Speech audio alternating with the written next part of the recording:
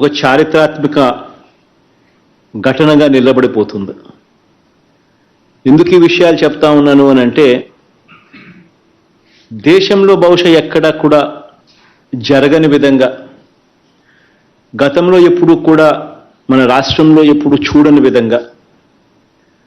ఈరోజు ఆరోగ్యశ్రీని పేదవాడికి మరింత చేరువ చేస్తూ, వైద్యం కోసం ఏ పేదవాడు కూడా అప్పుల పాలయ్యే పరిస్థితి ఏ పేదవాడికి ఉండకూడదు అన్న తలంపు తాపత్రయంతో ఈరోజు ఆరోగ్యశ్రీని ఎప్పుడూ కూడా ఎవరూ కూడా చూడనంతగా మార్పులు తీసుకొస్తూ మరో ముందడుగు వేస్తా ఉన్నాం ఈరోజు ఆ దిశగా. ఈరోజు వైఎస్ఆర్ ఆరోగ్యశ్రీ ఉచిత వైద్యం పరిమితిని 25 లక్షలకు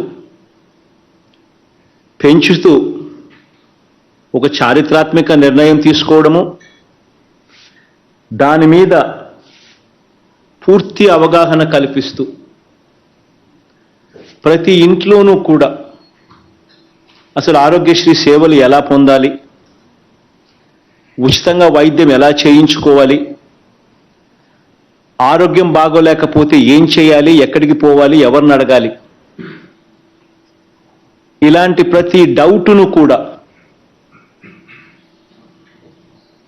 ఎవరి మనసులో కూడా ఇటువంటి డౌట్స్ అన్నీ కూడా లేకుండా క్లియర్ చేస్తూ, వారి ప్రతి ఇంటికి వెళ్ళి ఈ కార్డ్స్ డిస్ట్రిబ్యూషన్ చేస్తూ, మరోవైపున ఏ రకంగా ఆరోగ్యశ్రీని అవైల్ చేసుకోవాలి,